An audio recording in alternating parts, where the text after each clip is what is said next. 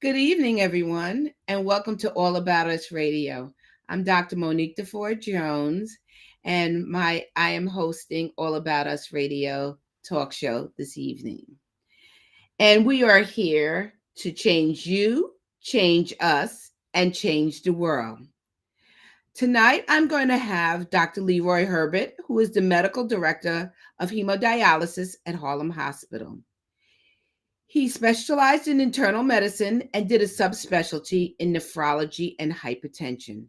And as we all know, our African American and our Latino population, as well as others, have a high incidence of hypertension. Leroy has worked very hard, Dr. Herbert, for over 25 years in the underserved area of Harlem, working and treating our patients with hypertension, also with comorbidities of diabetes, asthma, as well as heart disease. He has extensive experience in managing high blood pressure through works in hypertension and renal clinics at the Harlem Hospital. And he is an avid person who loves his community and has worked very hard in making people as healthy as they possibly could. He is an avid lover of jazz music and a constant learner of learning to play the piano. He trained his undergraduate degree at Cornell University, did his medical degree at the University of Rochester, and a residency at North Shore University Hospital. So tonight, I want to introduce you to Dr. Leroy Herbert, where we're going to be talking about hypertension and having a discussion regarding that. Good evening, Dr. Herbert, and thank you again for joining us at All About Us Radio, where we change you, change us, and change the world. Thank you for giving me this opportunity to speak on behalf of the community and speak about something I love to do, taking care of our patients and our population. Thank you for that lovely introduction. You're quite welcome. So I just want to ask you some questions regarding high blood pressure. As you know, we talked about it's, one of the number one factors that affect our African American and Latino population. So what is high blood pressure, Dr. Herbert? Well, high blood pressure is the same as hypertension. Hypertension and high blood pressure are the same. I bring that up because I had a patient who was very insulted that some doctor told she had hypertension. And I told, well, she thought hypertension means you're a hyper person. And no, it means hyper meaning high, and tension means pressure. So hypertension is high blood pressure. So those listening, if you hear hypertension, high blood pressure, it's the same. Okay. Well, now it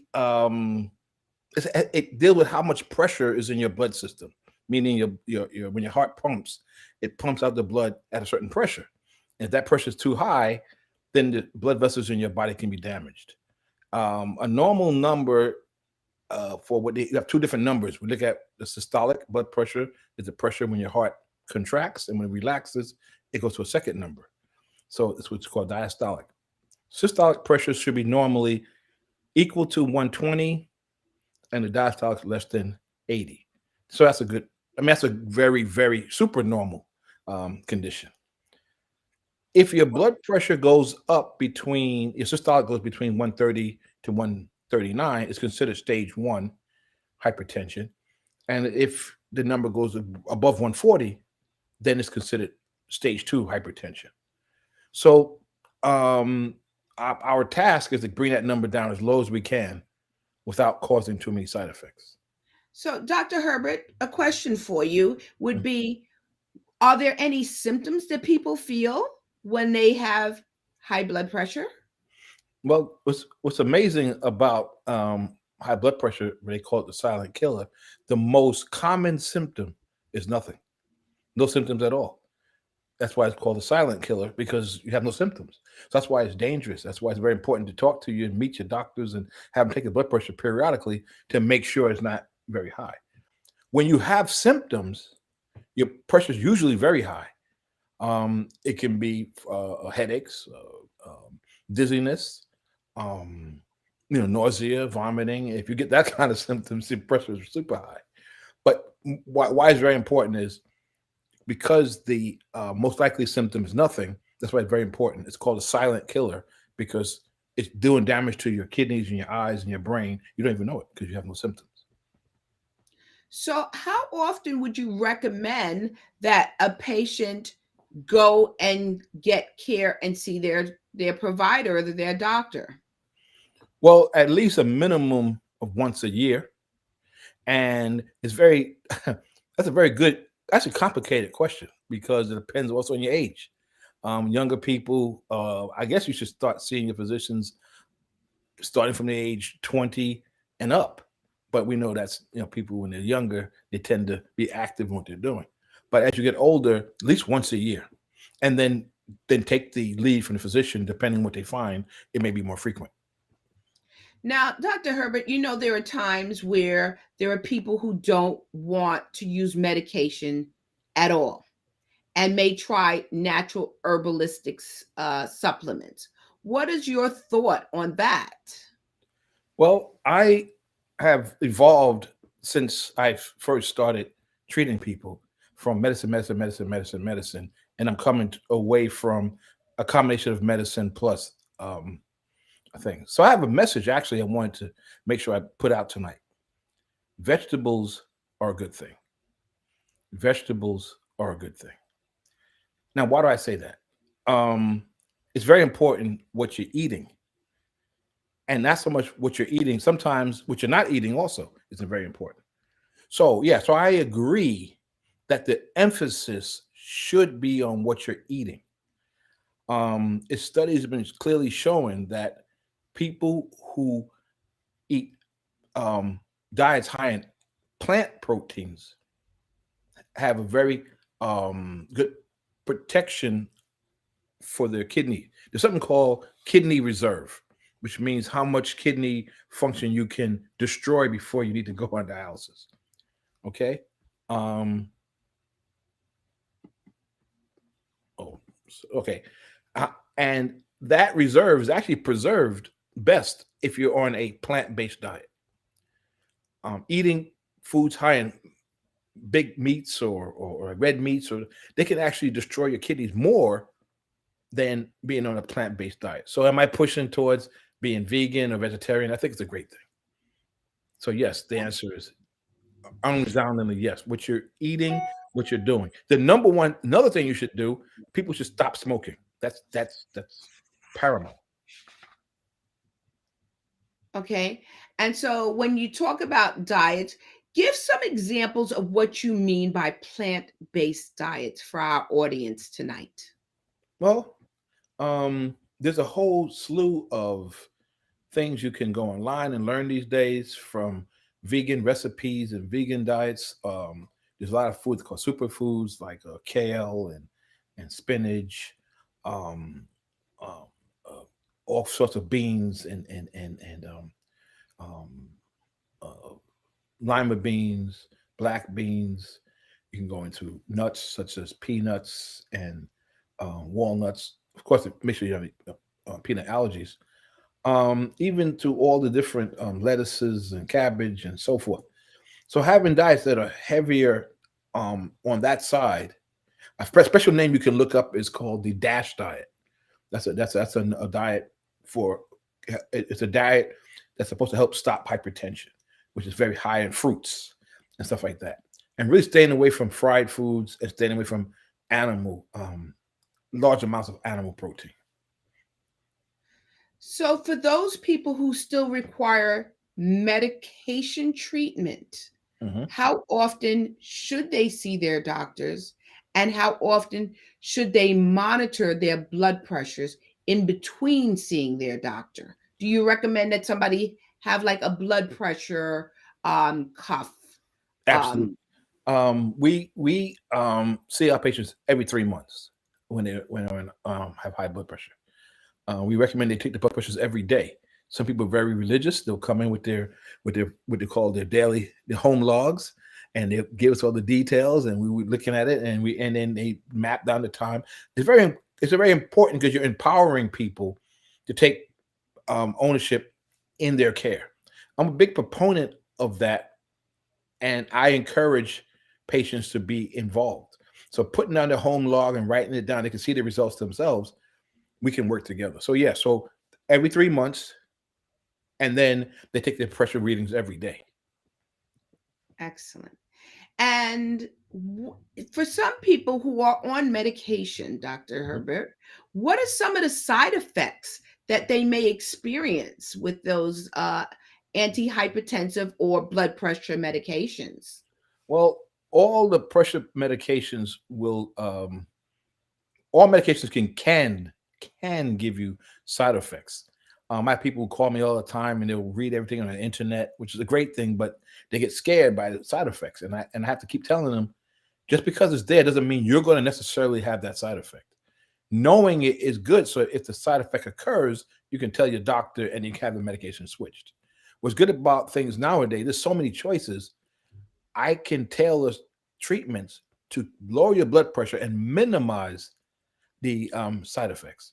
Now, have I been able to do that in every single patient? No, but I would say about 90% of people, I can keep them symptom free. And matter of fact, we review the side effects, and then I say, if you see that side effect, please come to me, and I'll just switch it. And I don't have any because sometimes patients think that the physician is stuck on that particular regimen. And to tell you the truth, some physicians are because I get called all around the country from different physicians who don't want to change or who don't want to listen to the patients because they're gods, I guess. And then I'll treat them over the phone, my patient, because you just I had one patient who was a thin lady. She went down south and she was on 4 pills, and it worked. And they were like, "You're too small for that," and they wouldn't give her the medication. The pressure went way high, and she said, "My doctor will do this." They told her, "Well, then go back to your doctor." That woman was coming every 3 months from Georgia to see me, and she'd come, drive up, and go back down, and she got her medications because some people will get trapped and you have to take this regimen. No, I look at the side effects and we review it. Side effects also depend on what the pills are, what category of medications. If you're taking water pills, for instance, which is pretty good for basically people in this population of people, because we tend to have a lot of salt excess, which affects our blood pressure. But but it helps lower our blood pressure. So part of what we have to do is also decrease the amount of salt intake. But anyway, if you take the water pills, it can dry you out, give you some cramping, some achiness, make you feel tired. If you take in, and sometimes in men, you can get, even though it shows about women, but if you have, a husband, it can cut the sex drive. Diuretics are known in some men to, you take the medication and boom, the sex drive goes away. That's one of the biggest ones for even sometimes women. They'll get a decrease in the appetite for sex from what they call calcium channel blockers. You have hair loss. I had a patient who developed a lot of what they call gingival hyperplasia, where the gums are swelling up and the dentists are cutting away the gums. And I said, "Whoa, just once you stop your procardia, that problem will go away." And they did. And they said, "Hey, how come the dentist didn't know that?" Well, the dentists at Harlem, they know that, but it's private dentists didn't know that. And then you can have swelling in your ankles. You can have all kind of things, but sometimes you may have some strange stuff. But it's very important to communicate anything you feel new that can occur. Dizziness is another possible side effect. Um, so one for hair loss, dizziness. There's one medication causes hallucinations, nightmares. That's a pill called clonidine. Dry mouth was another one. Sleepiness. Well, specifically about cab drivers, I don't have them take clonidine because they can fall asleep behind the wheel of the car. Hair growth, like minoxidil. I don't, in a sense, I really don't give minoxidil to ladies because I had one lady who came in with in her under her lip, she had all these scabs. and the scabs were because she's pulling all the hairs out because she didn't want to have a mustache. So, but I had some other lady who likes the more hair. So again, so I look at those are there's more side effects, but I also try to tailor it to medications that don't give certain side effects. And if they have it, we change the pills until we find a regimen that fits. Dr. Herbert, is there other medications that people could be prescribed for other reasons? Psychiatric medications, medications for diabetes, asthma, for any other medical condition that may cause them to get elevations in their blood pressures? Yes. Well, one big one is that can cause clotting, as you would know, it's birth control pills, and it can cause raised blood pressures, for sure. People who, when they have cold symptoms and they take ephedrine and all these different things, the decongestants can raise the blood pressure. Um, in the diabetes world, I must admit, some medication can cause heart failure, tends to not affect the blood pressure, but psychiatric medications, fortunately, they tend not to cause hypertension, though they can cause problems with sodium and low sodium levels and stuff like that. But to answer your question, yes, we have to look at the interactions between medication people are taking, and and also what you didn't ask is there are people taking herbal medications that can also cause side effects and cause increase in hypertension, like ginkgo biloba, um, at high levels of ginger, yohimbine. Some people taking to build muscles, protein shakes and drinks that are high in salt can cause an increase in the blood pressure. Dr. Herbert, based on what you're talking about regarding herbalistic substance, what's your thought on garlic? Taking garlic pills, boiling garlic. Do you feel that that has any kind of benefit for patients? Absolutely, I think it has a lot of benefits, but I think there's some confusion. I had a patient who was taking one pill I was giving him. Pressure was very good, and then the pressure went out of control. Then I said, I look at the pressure and say, my God, what's going on? So he's looking at me, he's nodding his head like, haha, I'm shocking you, huh? I said, what do you mean? You're probably wondering why my pressure's so good. And I stopped your medications. I've been taking garlic. I said, oh, that explains it. That's why your pressure's out of control. He said, what? I said, your pressure's out of control. I was wondering why. It's not controlled? I said, no, no, no. I thought the garlic can help me. I said, no, the garlic is good because a lot of what people don't realize is when you go into health food, you start eating healthier, a lot of time you stop eating bad stuff.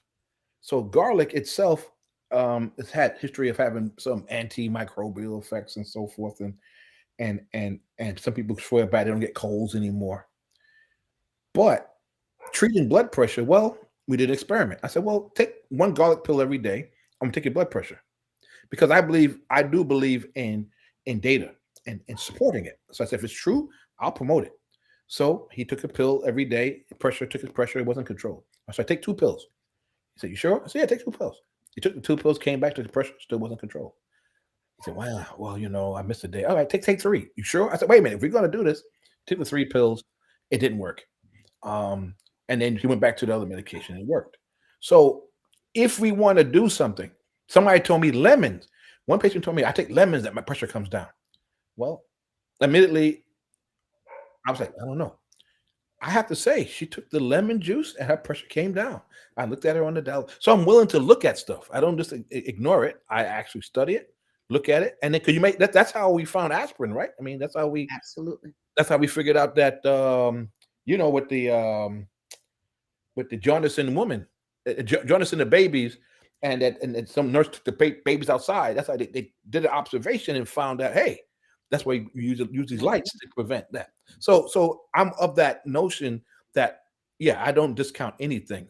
And when a person wants to go into health, I encourage it, and because they're doing things that are good for themselves. And yes, garlic has a role, but let's be careful if we're going to replace it as a treatment. If we're going to have a treatment, let's do a real study. I've seen a lot of people get hurt with these things. People were doing coffee enemas coming with potassiums of 1. And I said, no, no, no, no, no, no. If you're going to do these things, Let's test you. Let's do the blood test. Let's do the, so I am a proponent. So anything you guys want to try, I'll look at it and tell you my judgment, and then if I'll test it by taking the blood pressure readings. So, Dr. Libor, you say and you're doing and speaking the language that I think people want to hear now.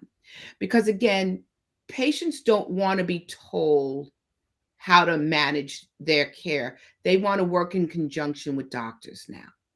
And so it is so nice to hear that you're saying you're willing to try different things and not just write a prescription for things. And I think that makes a big difference on compliance and people trying to improve their health.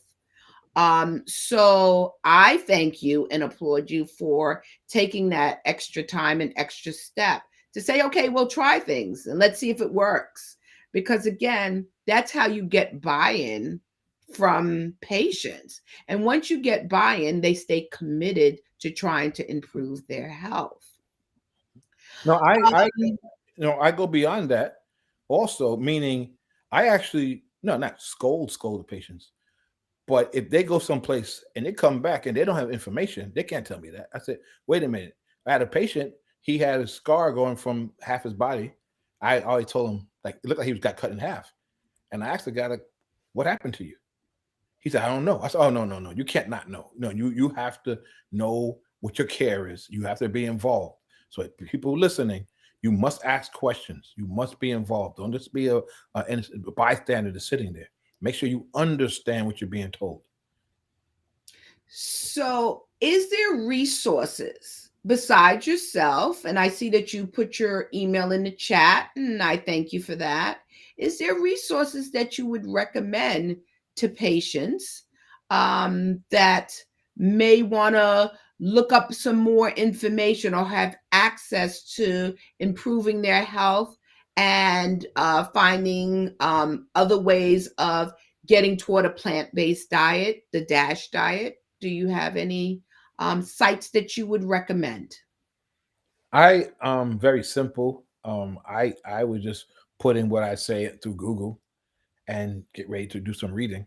And there's tons of stuff on the DASH diet, what the DASH diet is, recipes for the DASH diet, vegan diets, vegan recipes or vegetarian recipes, and start there and start reading and start to introduce that to your physicians and ask, and then make sure that all these things you're doing, everything I'm saying, get tested. Meaning you take it for a while. I've been vegetarian for about 8 months now, and I did a 2 year stint, and then I came back to it because I had this gout problem, and the gout went away once I stopped eating all that meat. And so, but I took time and study. I tested myself, make sure my kidney function was fine, and then I'm alive and well, and the vitamin levels are great. So I think and don't you see it's what we're talking about here, and I appreciate this podcast. We're talking about monumental shifts of change, and you have to do it piecemeal.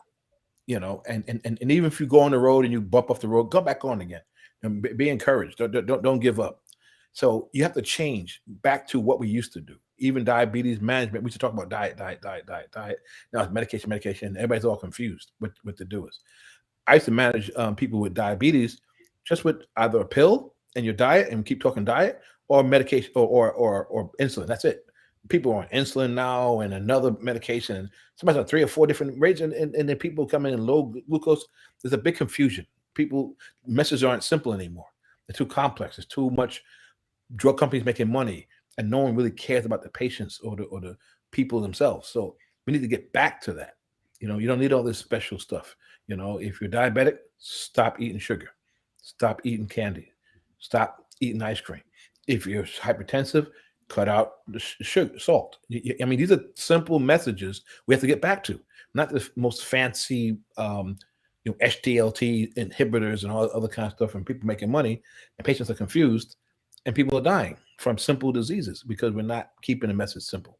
My message simple is keep it simple, stop eating the junk food, and let's get back to wholesome eating.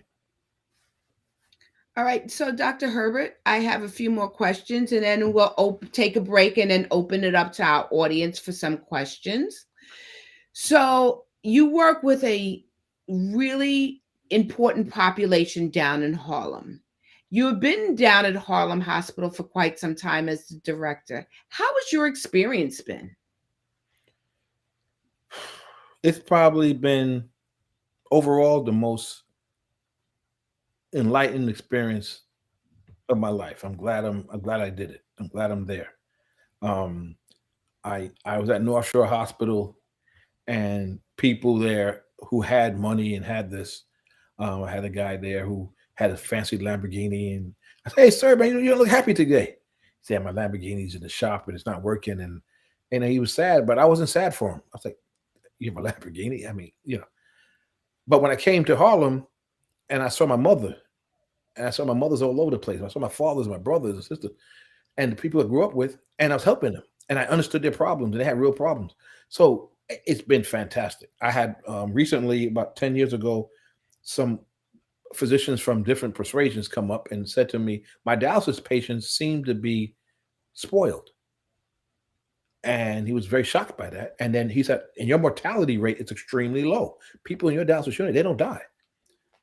Very happy. Why? Because I give them the best. I give them longer time on dialysis. I give them, we treat their blood pressures. We the nurses make sure that they get their full treatments. We sometimes we go to battle with them because they want the times cut. And to be able to have had the unit evaluated by the Department of Health and had a survey with absolutely zero citations. I mean, that was my biggest reward. That in this tough patient population, I can provide state of the art care for the community that people don't think that deserve the care, and I don't agree with that. I treat everybody like a king or queen. I don't care who you are, and I'm happy that I can do that. And if I pass this day, I feel very much um, privileged that I was able to work with that population and provide such high quality care. That's how I feel. That's a testament to who you are and to what this radio pod and station is about, right? How do we make that change? Yeah. So at that segment, we're going to take a small break and then come back with some questions from our viewers. Okay.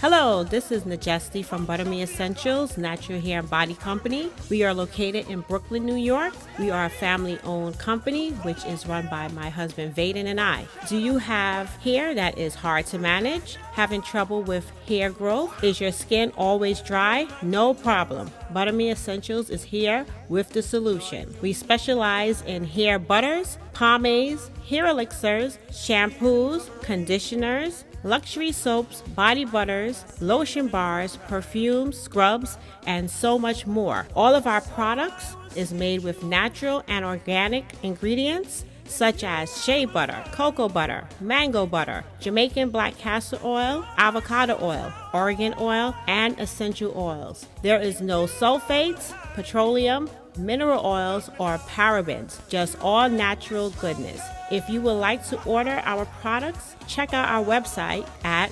buttermeessentials.com, buttermeessentials.com, or call 646-524-3351, 646-524-3351. Check us out on Facebook and Instagram. Remember, like our motto says, you deserve to be buttered.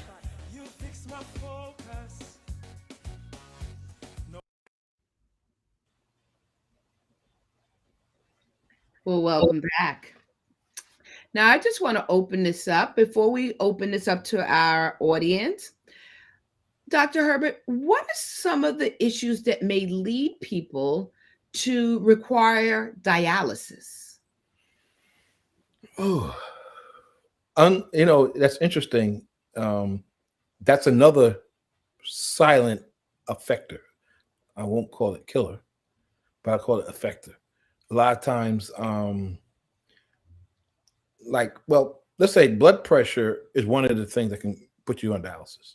Blood pressure, I didn't mention, the pressure is very high in the vessels that that high pressure causes a lot of shear force and friction and damages the blood vessels, and the blood vessels then have to repair themselves, and fat gets laid inside of them, and then it makes the arteries hardened. That hardened artery, that affects, so any organ in your body that has a lot of blood vessels will get affected. Like your brain, a lot of blood vessels. Your heart, blood vessels.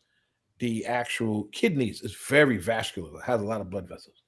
So anything that damages blood vessels will damage those organs. So guess what else? Smoking, another one that can damage blood vessels. It affects surgical healing, as you know, but it also affects healing in general. It affects the blood vessels in the kidneys. High blood pressure is not controlled because of damage. Anything like diabetes that's not controlled, it gives a constant, over the years, constant damage to those kidneys. Lupus is one I mentioned because it's in the population that causes that, or just different things like people who get taking one big one is taking Motrin or taking ibuprofen for pain over and over in high doses can damage the kidney over time. There's some strange crystalline teas that had someone who ended up on dialysis.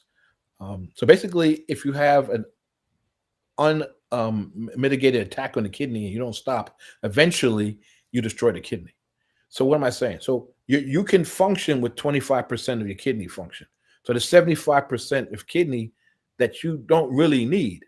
But if you keep damaging it over time, eventually you run out of reserve and you're less than, and once you get down to less than 10% of function, then the 10% is not enough to sustain your whole body. So you end up having to go on the machine. And what dialysis does is it does not treat the kidneys, it replaces the function of the kidney. And the kidney's function is to do what? Clean the blood. And that's why you urinate. And all those toxins in your body comes out through your urine. But imagine if your kidney doesn't work, all the toxins stay in your body and you get sick. So dialysis helps clean those toxins out through the machine because your kidneys, you don't have enough kidney function to do it. That's why. And how long would a session last when somebody's on dialysis, Dr. Herbert? Yeah, the average time is usually between 3 to 5 hours. Bigger patients, I push towards for the 5 hours. Smaller people, more to 3 hours. And tell you the truth, I'm saying that as a general information, but in our unit, no one gets less than 3.5. And then I have some patients who are on 5. My average is 4 hours, but some places will do 3.5 hours. But that's the average. But at Harlem, we do 3.5 minimum for a smaller person. But if you're a bigger person, you get 4 and then or 5. And that's 3 times a week. Understood. Now, Dr. Herbert, is there any truth to people saying that people having pain can increase their blood pressures? Absolutely. Yeah. It can increase the blood pressure, but what's interesting is if your blood pressure is under control and you have pain, your pressure will go up and come back down. But if you have poorly controlled blood pressure, your pressure will go up and slowly come down with pain. So it may stay up because of poorly controlled blood pressure. The pain itself causing the pressure to stay up constantly. The issue is really your underlying blood pressure not being well controlled. But yes, pain is definitely something that can raise your blood pressure. So, And I know, I think the question was in here. I was looking at it.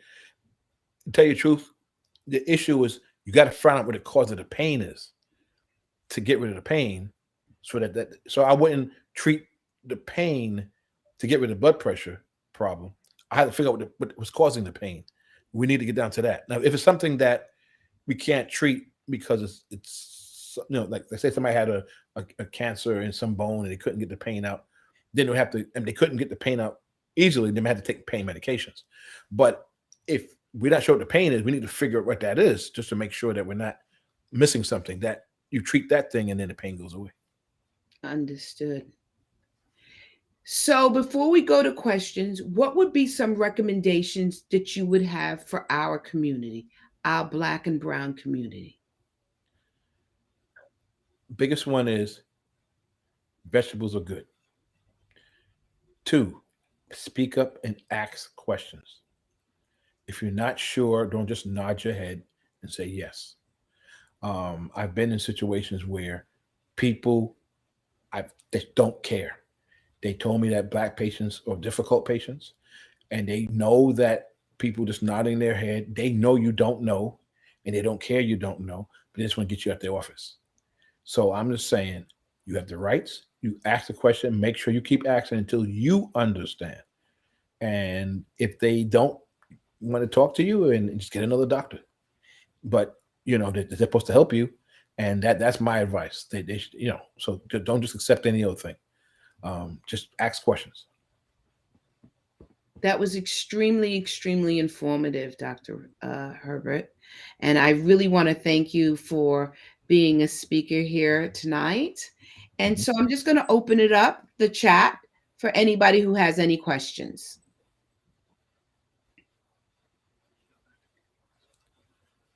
So this question for you, Dr. Herbert, says, are there any trends in the demographics he's seeing with hypertension, younger people, women, etc.? Oh, yeah. This person is very insightful. Yes. As younger people are eating worse, hypertension is coming at early age. You virtually didn't see hypertension down at 16 years old, but people are getting more hypertension earlier. Women used to be more protected than men in terms of heart attacks, and so they're turning more like men, and then having heart attacks more often because of smoking more and doing the stuff that they weren't doing before. Yes, that's definitely there. So that's what I meant by we got to get back. There was a book going back to eating, but you just have to go back and eat. You know what? You truly are what you eat. And I told people, I asked when I trained some of the residents, I told them, I said, what is diabetes? I mean, what is that? How do you treat that? And they have all these fancy things. I said, if a person is starved, will the sugar go up? They say, no. I said, why is the sugar going up? We keep going up because they're eating it. They're putting the sugar in their mouth. If you don't put sugar in your mouth, your sugar won't go up. And you can really, I had a patient, quite patients control their diabetes with diet alone. Because and then they told me no one sat down and really explained. I have a cousin of mine. She was on 2,000 milligrams of metformin. I said, "Oh my God, you want to try to kill you?"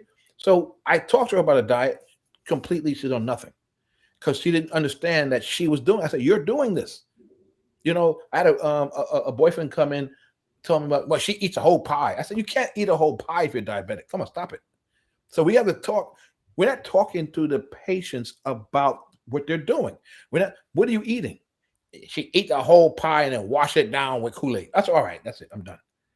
I had patients with A1Cs of like 24. I said, that's ridiculous. I mean, so we have to get back to finding out what's going on. Yeah. Anyway.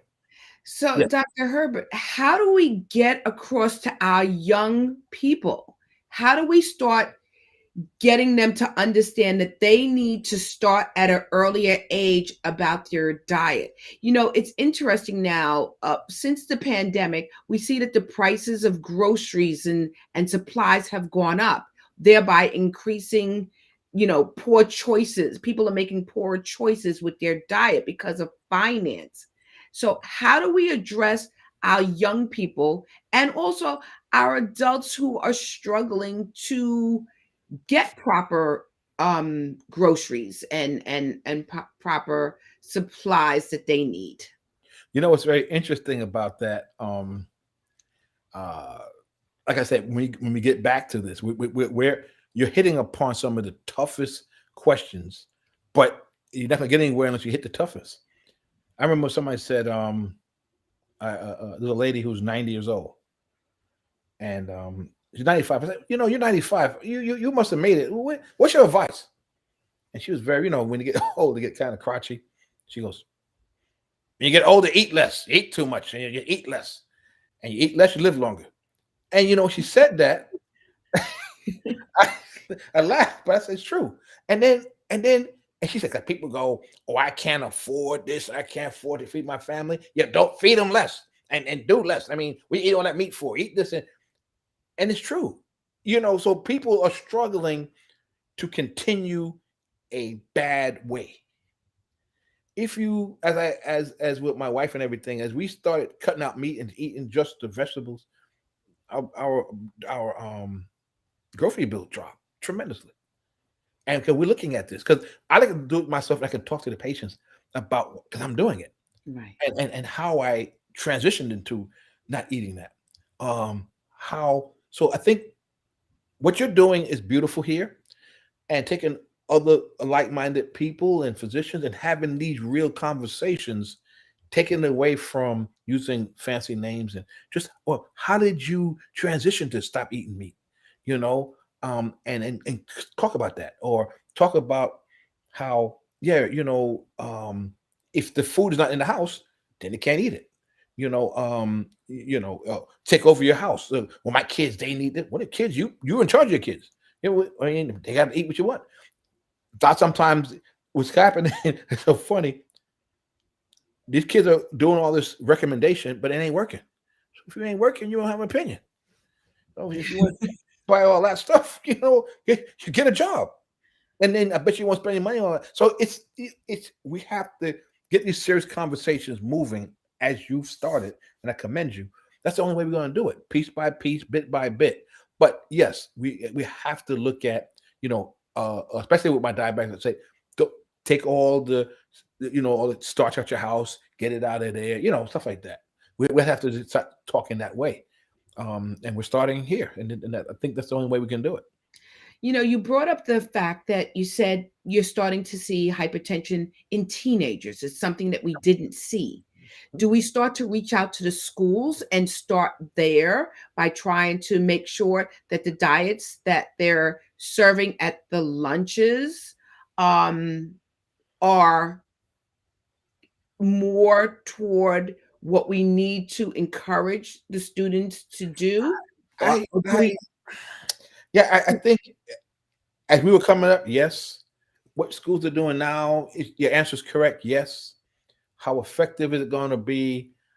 I mean, they have different kosher diets, this and that. But I think a lot of kids, they just eat what they want to do. I mean, they'll buy fruit roll-ups, and they'll just buy things from the store. Um, So how do we target that I think audience? the messaging should be at the schools, and people talk in the schools. I think that would do it. The schools themselves, no. But if the schools allow people to talk to the students, that would be more effective. Example is I went to a review course for nephrology at Harvard, and they had looked at, because people not going into nephrology, and one of the big things is people said, "What is that?" Okay, so what they did, they adopted the nephrologists in that area, adopted a high school, and the nephrologist went into the high school and started explaining to them what it is. And so as they got exposed to it, then they were part of the hospital they came in. And before you know it, the kids were starting to advise their parents on how to eat better. And so, it has to be kind of like we're moving into schools, Right. or stuff like that. I think that would be more effective, because the schools don't have our expertise to talk. I think we've kind of taken ourselves out of the equation when we, as you know, if somebody wants to stop smoking, the most effective cure is the physician saying stop smoking. If we come into the area and say, we're not present like we used to be, I think it's going to be us doing stuff like this and getting in there, to get down and dirty. I mean, there's no other way, because if they don't see you, I mean, because you pushed in, you got pushed back. Now we're here. So that's the only way it's going to work. We got to get down and dirty. I got it. There is another question in the chat. It says, we talk a lot about diet, but what about exercise for hypertension? Absolutely. That's another one. Keeping your body moving, cardiovascular. I think one of the best ones is bicycles, stationary bicycles. Not running, of course, is good, but a lot of times people are older, the joints, and they can't do it. Speed walking, absolutely. It will definitely lower your blood pressure a few millimeters of mercury, no question. Exercise is definitely, but again, you want to be checked out, because you don't want to be doing heavy exercising if your pressure is high, because exercising can bring your pressure up further. So you don't want to start at a high pressure and make it go higher and have a stroke while you exercise. But if you get the go ahead and your pressure's in the right range, yeah, no question. And since the pandemic, what are some of the trends on overall health issues concerning hypertension? How did COVID play a factor in patients with hypertension, also affecting, dialysis and stuff, since we had to have a limited number of people? How did COVID and the pandemic affect hypertension and our people of color, and our people of color? Yeah, well, I think it definitely affected some people. You won't know why. You won't know the actual numbers of impact because people weren't coming in. We were doing what we call telemedicine. We were on the like we're on right now. We would call people at home, or the people would call us, or if they had what we call video chat, we would video chat, and so we kept an eye on them, of course. But I'm sure people when they came back, the pressures were higher because it's hard for them to get medications. Um, I mean, the good thing is a lot of patients they came back, they survived it, which was great. I think a lot of people did gain some weight because they were sitting home, but I think some people realized they were gaining weight and started to exercise. Okay. People start to reflect on things. The dialysis world didn't change from the chronic sense, meaning regular dialysis, but COVID did a lot of damage to kidneys. I mean, those who made it. I mean, again, I think from how we handled COVID, um, we only lost one person. That person almost made it. I mean, that bothers me. We lost no staff. We had 2, 3 staff members who got it, but we didn't have an outbreak of COVID in our unit. We held it down with masking, and that was and distancing, and I think that's very important. Um, so from the dialysis standpoint, it impacted it because we had to cohort patients and group them in cohort, meaning we had to group them, but it didn't really. It was amazing. It really didn't. We didn't see it like the ER saw it or the ICUs where they were just getting hammered, and then patients would come to us. But yeah, we handled it um, actually pretty well, I think. Yeah. Did you find that after the pandemic had lifted, before the numbers spiked again, did you find that more people came in with hypertension from the stress? No, Okay, no, good. I don't. No, I think it's an interesting question, but no, I didn't. I didn't see that. What's also interesting about stress is it has to really do if somebody's stressed out and the pressure's not is very high. It's usually that they need to get better treatment of that's a signal they have hypertension. I had a patient come in who came from her son's funeral the same day because she was having headaches. Her pressure was fine, though she was crying. So I mean that's the highest stress you can have, but yet her pressure is under control. So I think stress is just when somebody's pressure is high with stress, it's pointing out that they have a bigger problem that we need to fix. Understood. Just looking for any other questions that may pop up into the chat. While we wait on some questions, Dr. Herbert, how often would you recommend somebody try and exercise per week? 3 times a week. And for how long? Minimum. No, I don't. Oh. No, I think you should do it 3 times a week, whatever you can do, and build up. Okay. If you can do 5 minutes, do 5 minutes. It's better to do 5 minutes 3 times a week than do nothing. And I think that's better than doing an hour every Saturday. Your body needs consistency. So, but believe it or not, that's what we started with. And before you know it, you'll be doing 10 minutes a day, 15 minutes a day. You're trying to get up to 20 minutes a day, 3 times a week. Okay. Start with 5 minutes. I mean, There's so many different things that you have now on your apps and your radio, and your smart devices, which makes it easy. When treating elderly communities, are you seeing an increase in hypertension and other diseases? yeah, you're seeing an increase in hypertension across all ages, from elderly to the young. I think it's because of diets high in salt and fat. Diabetes is increasing, and a lot more people going on dialysis. Yes, to answer your question, yes. We're eating ourselves to this problem, and all these things or if you notice it, the biggest cause of hypertension exacerbation is high salt. That's what you eat. Diabetes is all about what you eat.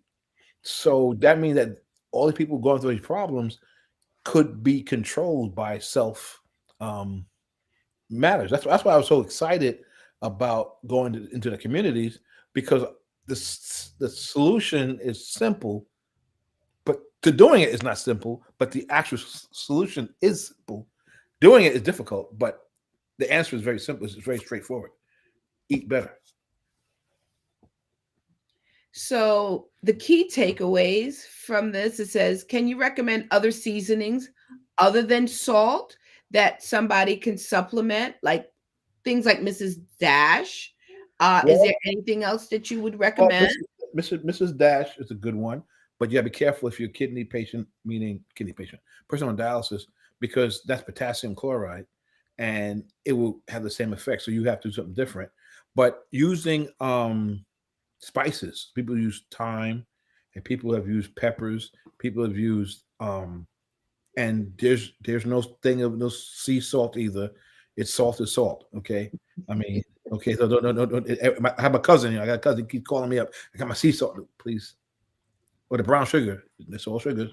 They painted it. So it just but yeah. And people and olive oil, and people have done some. That's why in that I must admit, in the vegan and the veterinarian world, vegetarian world, they've done some very good with seasonings that with putting spices together. That's incredible. Yes, to answer your question, you have to do a little research on it. I'm not an expert cook, but I've had some. There's even a world of raw eating. And I've had some meals that taste very good and no salt. It's just flavors and somebody said the wonders of pepper. You can put things together. Yes, it just takes. Admittedly, it takes work. But you know what? Guess what? When we first start eating organic, my wife goes, "Well, the food's more expensive." Yeah, but your life is important. Right. So if you guys spend a extra for your food, it's expensive. Yeah, but I don't really buy that, right? Because we know in these communities they're buying $5,000 sneakers for kids. That's ridiculous. No kid should have a $300 sneaker on who ain't working. So if you spend $300 on a bunch of crap and you won't spend extra for food, stop it. We got to stop it. We gotta grow up and mature and do what's right for ourselves. We have to take care of our temple first, so that we can. But we have to know that we're important. We don't know we're important. We don't. And that is why this show is so important, because we have to empower ourselves so that we can make those changes that we need to do. Right. Also with your show, I've talked to my son about this. What we need to attack. We need to attack the lack of intelligence as a good thing. Being not informed is not a good thing. Okay. We need to shame people who do bad things. People who do good things, we celebrate them. If you're doing ridiculous things, we need to say no, it's time, and we need to stop insulting each other. We need to stop this dirty dozen crap. We need to love each other. We need to stop all this negative all the time and change the narrative to a more peaceful message of love and consideration. Tell a person what's good about them, not what's bad about them. Because we can find ourselves complaining and being so negative. And it's a habit we're in, and we got to break it. And that's what All About Us is all about. How do we make that change for everyone, right? For you, for us, and for all. Right. So I think messaging, keeping it simple, is very important. So I tell people, just be kind to each other. Just love each other. That's it. Nothing else. Because sometimes we can get too wordy and have all these fancy stuff. No, just, when I hear people being negative or cutting someone else down, I say, oh, no, stop. Just be more positive. But we see negativity, let's make it go away. Right. We flip that switch to make it into a positive. That's right. Role. That's right. But it's important because that's what's underlying all this stuff. Everybody's like beating around the bush. No one's saying what the problem is. I mean, we're I mean, how am I going to get a message if you're being hated? I mean, or if you're being insulted? I mean, I don't want to work with you if you're insulting me. I don't want to give you good advice. I mean, how can we work together to build anything if we keep chopping at each other? So we got to say, stop it. And not be afraid to do that. Just like how you were talking about challenging your patients and also working along with your patients to empower better health. That's empowering our women and also the men. And women not only can empower themselves, they can empower their husbands, their families, as well as their other family members and friends as well. So, I mean, you guys are very, very extremely, extremely important to the whole world and to the race, because I mean, I tell you that there's no stronger person on the earth than you, woman, because you guys have, I mean, earth strong, your strength. And there's a lot of messages that's kind of left out of that, but we need to get back to that messaging. I mean, because studies have shown that men who are single die before men who have somebody, because men who have somebody get taken care of. Men who's single, they doing all kind of they die earlier, right? You guys do self-improvement. You go into stuff and make the world better, and this is a good program. So that's where we need to go. But we need to get down and dirty and fix this stuff. It's not going to fix itself. And I thank you for that. As we come to the end of our show, Dr. Herbert, I want to thank you from the bottom of my heart for doing this segment, because again, like you said, hypertension is the silent killer. And as we approach the end of the year and we're moving toward our new year of 2022, we can start to look to other ways to start to empower and improve our health as we move forward. So again, you left us with key messages of diet, exercise, empowering and not being afraid to ask questions when going to their physician, and just also knowing your body and knowing when you need to seek help. So again, I thank you for this evening, and I thank everybody for tuning in. Please feel free to follow us on Instagram, Facebook, Twitter at AAU Media. And again, I thank you for joining us tonight. And I want to wish everybody a Merry Christmas and a healthy and happy New Year. In January's segment, we're going to talk about diabetes, which is another chronic condition which can cause issues. And it tends to be coinciding with hypertension, like Dr. Herbert said. So again, I want to wish everybody a healthy and happy New Year as we move there, as we end out the end of our year. Please also be safe, since our COVID numbers are starting to go up with Omicron. Make sure you go and get your boosters. Please also make sure that you get your flu shots. And I wish everybody a great end of the year. All right. Thank you. And stay tuned for new things coming for the new year. Thank you. Thank you.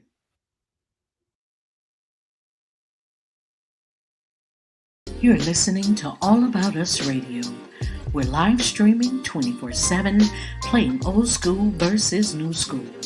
Follow us on Facebook, Twitter, Instagram at AAU Media, and visit our website www.aaumedia.com. Call us at 1-833-369-1444, extension 1, and leave us an inspirational message or request. You're listening to All About Us Radio.